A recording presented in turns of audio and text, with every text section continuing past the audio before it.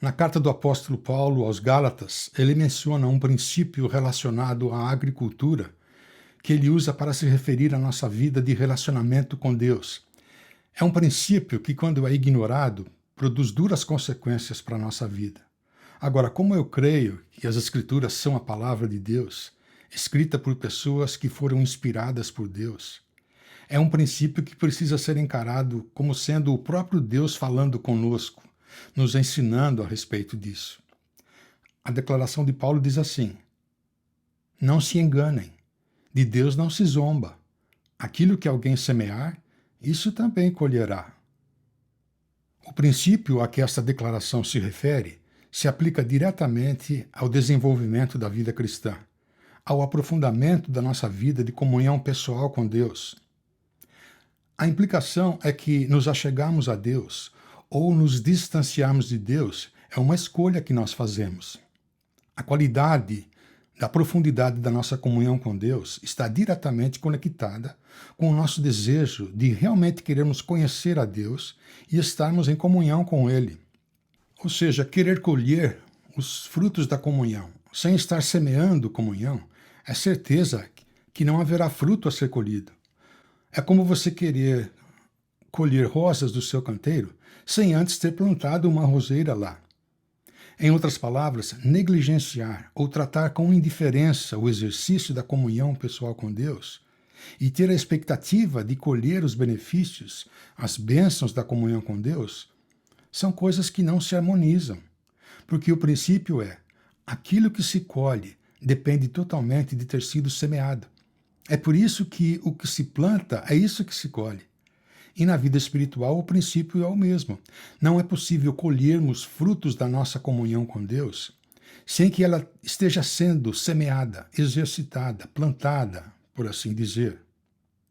E esse princípio pode ser confirmado através de um personagem bíblico do Velho Testamento que serve como um exemplo do que acontece com alguém que menospreza esse princípio das Escrituras. Sansão é o nome dele. Ele foi uma pessoa que tinha tudo para ser bem-sucedido na vida, tanto diante das pessoas como diante de Deus. Seus pais eram pessoas dedicadas a Deus e desde o seu nascimento, Deus havia intervido de uma forma extraordinária na sua vida. Mas com o passar do tempo, Sansão começou a fazer certas escolhas que o levaram a colher frutos amargos e trágicos. A vida de Sansão nos ensina que é possível cultivarmos certos hábitos que gradativamente acabam enfraquecendo e roubando de nós a oportunidade de vivenciarmos uma vida cheia de significado com Deus. Sansão foi um dos líderes libertadores que comandou o povo de Israel durante uma época chamada de período dos juízes, um período que cobriu pouco mais de 300 anos da história de Israel. Foram 3 séculos em que Israel era periodicamente oprimida por nações inimigas que tinham a intenção de dominar e se apossar da terra que Deus havia dado a Israel após a libertação da escravidão no Egito. Na realidade, foram ciclos alternados de obediência e desobediência a Deus. Quando a desobediência prevalecia, Deus trazia uma nação inimiga para os atacar e depois de algum tempo de retorno à obediência, Deus levantava um líder libertador para trazer tranquilidade. Mas quando o líder morria, a desobediência voltava a prevalecer e Deus trazia uma outra nação inimiga para os atacar. Então, durante 3 séculos, a cada 50 anos em média, mais ou menos, uma nação inimiga vinha atormentar a vida dos israelitas. Quando não eram os moabitas, eram os filisteus.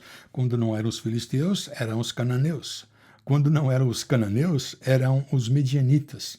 E quando não eram os midianitas, eram os amonitas, e assim por diante. E cada vez que isso acontecia, Deus levantava um líder libertador para exercer a função de ministro da defesa de Israel, por assim dizer. E Sansão foi um desses libertadores designados por Deus para que Israel pudesse se defender dos ataques filisteus. Não tenho dúvida de que os relatos do livro de Juízes servem para demonstrar, entre outras coisas, que Deus é um Deus perdoador e restaurador. Mas são relatos que deixam igualmente claro que desobediência e indiferença aos preceitos de Deus sempre produzirá uma colheita trágica para a nossa vida. Assim como um corte ou um ferimento aberto que não é tratado fica propenso a infeccionar, a prática da desobediência a Deus é como uma infecção que eventualmente se espalha por todo o corpo. A vida de Sansão é um exemplo de que até mesmo uma pessoa com qualidades excepcionais pode ter uma vida frustrada e fracassada, dependendo dos hábitos de comportamento que ela decide adotar para a sua vida. Com isso em mente, quero focalizar a nossa atenção na conduta de vida de Sansão, para que assim possamos ser encorajados a evitar que o mesmo tipo de fracasso aconteça em nossa vida. Vamos observar o que foi que Sansão fez para que Deus chegasse ao ponto de retirar e remover a sua bênção de sobre ele num momento importante da sua vida. Observe primeiramente que Sansão se deixou controlar por seus próprios desejos e vontades. Sansão foi complacente, ele foi excessivamente generoso para com os desejos do seu coração. Ele não se preocupou em disciplinar, em manter seus desejos sob controle. Ele não achou que fosse necessário estabelecer limites para suas vontades próprias. Quando ele queria uma coisa, ele não sossegava enquanto não conseguisse. Uma evidência disso está logo no início do capítulo 14 de Juízes. Sansão desceu a Timna e viu ali uma mulher do povo filisteu. Quando voltou para casa, disse a seu pai e a sua mãe: "Vi uma mulher filisteia em Timna. Consigam essa mulher para ser minha esposa." Seu pai e sua mãe lhe perguntaram: "Será que não há mulher entre os seus parentes ou entre todo o seu povo? Você tem que ir aos filisteus incircuncisos para conseguir uma esposa?" Sansão, porém, disse ao pai: "Consiga-a para mim. É ela que me agrada. É ela que eu desejo, e ponto final. É ela que me agrada." Tem uma conotação de sensualidade. Sansão estava dizendo que ela era por demais atraente e que ele queria que ela fosse totalmente sua. Sansão estava simplesmente ignorando as normas de conduta que Deus havia estabelecido para o seu povo a respeito de casamento com pessoas idólatras, com pessoas que adoravam outros deuses. A queda que Sansão sentiu por aquela mulher parece ter sido bem mais do que uma simples queda. Foi um tremendo tombo que ele levou. Era uma atitude que se tornou uma das características principais daquele período caótico da história de Israel, chamado período dos juízes. 2 vezes está mencionada no livro a frase: "Naquela época não havia rei em Israel, cada um fazia o que lhe parecia certo." Ou seja, cada um fazia o que dava na telha. Mas ao agir dessa forma, Sansão estava abrindo mão da maneira especial como Deus havia cuidado da sua vida. No capítulo 13, temos o registro da cura sobrenatural da infertilidade da sua mãe. Ela era estéril, mas Deus a curou. A mulher deu à luz um menino e pôs-lhe o nome de Sansão. Ele cresceu e o Senhor o abençoou, e o Espírito do Senhor lhe dava direção. Portanto, desde seu nascimento, Sansão havia sido alvo de um projeto especial de Deus em relação ao destino do povo de Israel, a preservação daquele povo. Deus havia lhe concedido pais que eram um exemplo de vida consagrada. Deus também havia lhe concedido uma força física extraordinária. Era um tipo de Rambo israelita. Mas apesar disso, sua vida terminou em tragédia. Sansão acabou se tornando o seu próprio inimigo. Ele passou a fazer escolhas que ignoravam totalmente os valores e preceitos estabelecidos por Deus, escolhas que eram determinadas por valores do seu próprio coração egocêntrico. O perigo que corremos quando nos baseamos unicamente no que o nosso coração deseja é o perigo da racionalização, isto é, produzirmos uma justificativa para legitimar o desejo do nosso coração, aquilo que nós queremos. Quando Deus perguntou para Adão qual tinha sido a causa da sua desobediência, a resposta de Adão foi: "A mulher que o Senhor criou." Ou seja, Adão conseguiu achar uma resposta numa circunstância em que não havia a menor possibilidade dele ter se casado com a pessoa errada. O fato é que a nossa mente é capaz de racionalizar, de achar uma explicação razoável para qualquer coisa que o nosso coração deseja. Tem muita gente acostumada a ler a Bíblia, que é membro batizado de uma igreja, que canta louvores a Deus, e mesmo assim continua na prática de imoralidades, sem que haja reconhecimento de estar praticando algo totalmente contrário aos preceitos e normas de conduta da palavra de Deus, algo que é uma ofensa ao caráter de Deus. Esta é uma das principais razões pelas quais precisamos cultivar o hábito de nos familiarizar cada vez mais com os ensinos e preceitos da palavra de Deus e torná-los os nossos valores de referência. Mas Sansão não apenas se deixou controlar por seus próprios desejos e vontades. Sansão também deixou de exercer domínio sobre seus impulsos momentâneos. Ele não aprendeu a ter domínio próprio. Sansão era impulsivo. Ele não se importava em controlar suas reações diante das circunstâncias.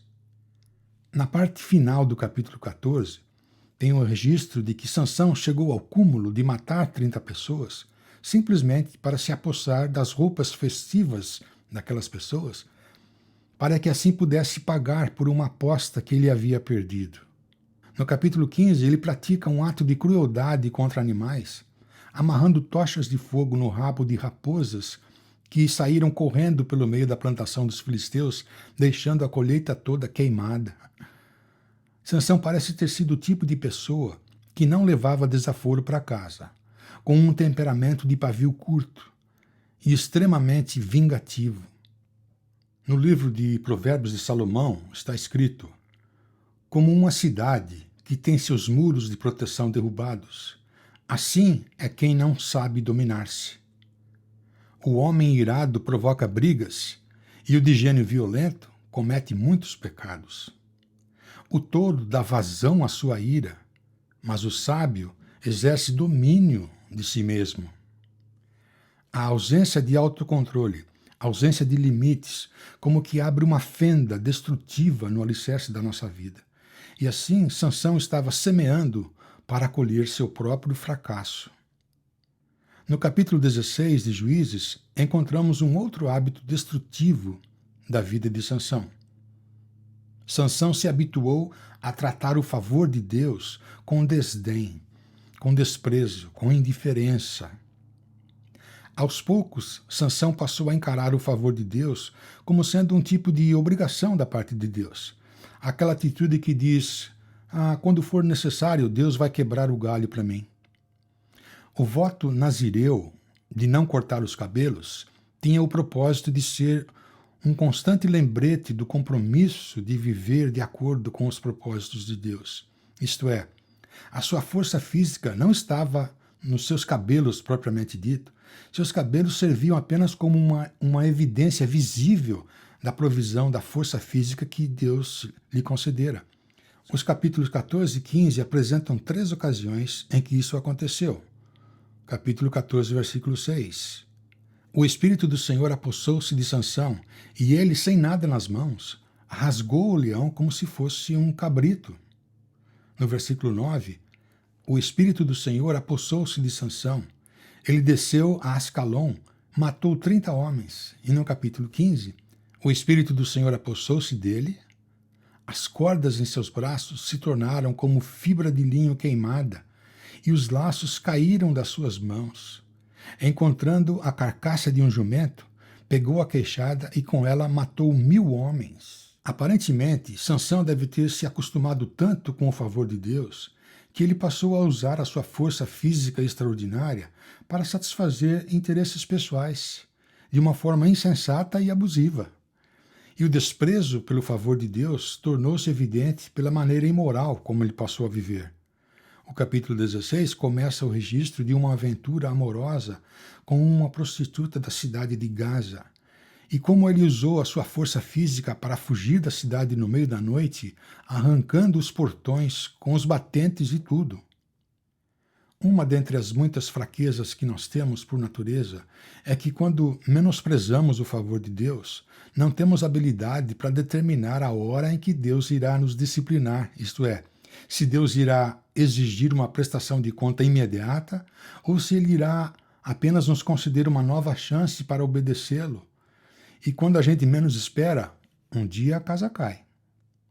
A próxima aventura amorosa de Sansão foi com uma mulher chamada Dalila, que, assim como ele, também gostava de satisfazer suas vontades e desejos, e por isso ela não resiste uma boa oferta de recompensa por parte dos líderes filisteus para tentar descobrir o segredo da força extraordinária de Sansão. Depois de 3 tentativas frustradas, Dalila consegue descobrir o tal segredo. Importunando-o o tempo todo, ela o esgotava dia após dia, ficando ele a ponto de morrer. Por isso, ele lhe contou o segredo. Jamais se passou navalha em minha cabeça, disse ele, pois sou nazireu desde o ventre materno. Se fosse rapado o cabelo da minha cabeça, a minha força se afastaria de mim e eu ficaria tão fraco quanto qualquer outro homem. Essa foi a gota d'água que estava faltando para fazer o copo transbordar. Dali em diante, Sansão começou a colher aquilo que ele mesmo havia plantado, havia semeado. Dalila recebe a recompensa prometida pelos líderes filisteus e o plano para cortar os cabelos de Sansão é consumado. E o verso 19 confirma o sucesso daquela operação navalha, por assim dizer. Fazendo-o dormir no seu colo, ela chamou um homem para cortar as 7 tranças do cabelo dele e assim começou a subjugá-lo. E a sua força o deixou. E para não restar dúvida alguma de que a força extraordinária de Sansão havia se afastado, Dalila o acorda da mesma forma como havia feito nas últimas 3 tentativas de descobrir o segredo. Verso 20. Então ela chamou: Sansão, os filisteus o estão atacando. Ele acordou do sono e pensou: sairei, vou dar o fora, como antes, e me livrarei. Mas não sabia que o Senhor o tinha deixado. Sansão ainda não tinha dado conta de que a força de Deus não estava mais presente em seu corpo. Esta é uma das declarações mais tristes das Escrituras. Sansão não podia acreditar no que estava acontecendo. As decisões e escolhas egocêntricas que Sansão vinha fazendo foram gradualmente calejando e enfraquecendo os fundamentos da sua vida. O significado que isso tem para nós hoje é que fracasso raramente é um evento isolado e repentino. Fracasso é algo que acontece gradativamente. Fracasso na vida cristã é a somatória, é a totalidade de decisões e escolhas habituais. Ninguém, em sã consciência, planeja ter uma vida fracassada, não. É algo que acontece pouco a pouco. Ninguém acorda um belo dia e decide se tornar um alcoólatra. Não. Acontece com um gole de cada vez, um copo de cada vez. Ninguém de uma hora para outra toma a decisão de descarrilar a sua vida conjugal. Não. Acontece com um flerte aqui, outro ali, com olhares e conversas insinuantes. Ninguém, repentinamente, decide se tornar um viciado em nicotina ou pornografia. Não. Acontece com uma tragada de cada vez. Acontece com uma leitura ou um vídeo pornográfico de cada vez. É aos poucos. Mas aí, um belo dia, a gente acorda como Sansão. Ele não tinha percebido que a força extraordinária havia se afastado dele. A força que Deus havia lhe dado. Sansão não se preocupou em disciplinar suas vontades, colocar limites nos seus impulsos. Não se preocupou em valorizar a presença e a ação da graça de Deus na sua vida. Sansão chega ao fim da sua vida esvaziado, vazio de todo o potencial e significado da sua vida. Mas é importante observar que o fato de Deus ter deixado Sansão não quer dizer que Deus o tenha abandonado. Significa que Deus havia removido aquilo que Sansão estava se apoiando para justificar o seu modo egocêntrico de viver. Eventualmente, Deus atende à súplica de Sansão para que ele tivesse força novamente. Versículo 28 do capítulo 16. Sansão orou ao Senhor, dizendo: Ó soberano Senhor, lembra-te de mim. Ó Deus, eu te suplico, dá-me forças mais uma vez. E Deus atende o seu pedido, e por causa disso, o propósito de Deus de proteger o povo de Israel de ser atacado pelos filisteus acaba se cumprindo, fazendo uso da sua força extraordinária recebida de Deus. Sansão acaba provocando o desabamento do local onde os filisteus estavam reunidos para oferecer um grande sacrifício de louvor ao Deus deles, por ter entregue Sansão em suas mãos. E foi nesse desabamento gigantesco que Sansão também acaba morrendo, juntamente com os filisteus. Agora, não podemos deixar de observar também que na carta aos Hebreus, no capítulo 11, o nome de Sansão faz parte da lista de nossos antepassados que se distinguiram por terem praticado um ato de fé, de confiança em Deus. Muito interessante. E alguém poderia perguntar, como que alguém que teve uma vida tão fracassada pode fazer parte da lista de pessoas que nos servem como exemplos de fé? Isso quer dizer que a graça de Deus não faz acepção de pessoas. Seja lá o que for que você e eu tenhamos feito ou deixado de fazer no passado, não há pecado algum que possa ser maior do que a graça de Deus. Não há pecado algum que nos desqualifique de receber a graça de Deus revelada em Cristo Jesus, que nos desqualifique de receber o perdão restaurador de Deus. Isso está bem claro no Salmo 103. O Senhor é compassivo e misericordioso, muito paciente e cheio de amor. Não acusa sem cessar, nem fica ressentido para sempre. Não nos trata conforme os nossos pecados, nem nos retribui conforme as nossas iniquidades. Pois como os céus se elevam acima da terra, assim é grande o seu amor para com os que o temem. E como o Oriente está longe do Ocidente, assim ele afasta para longe de nós as nossas transgressões. Esta é uma confirmação das Escrituras do fato que, assim como aconteceu com Sansão, não existe uma condição de vida que possa ser tão pecaminosa que seja capaz de exceder ou muito menos capaz de anular o poder da graça de Deus revelado no sacrifício substitutivo do Senhor Jesus ao morrer na cruz. A minha oração é para que Deus nos conceda clareza de mente, discernimento, para identificarmos, para removermos da nossa conduta qualquer que seja o hábito ou atitudes que nos levam a menosprezar ou a ficarmos indiferentes à sua sabedoria revelada na sua palavra, para que a nossa comunhão pessoal com Deus esteja se intensificando e se aprofundando cada vez mais, e assim venhamos a colher os frutos da presença da vida de Deus em nós. Espero que esta seja a sua sincera oração também.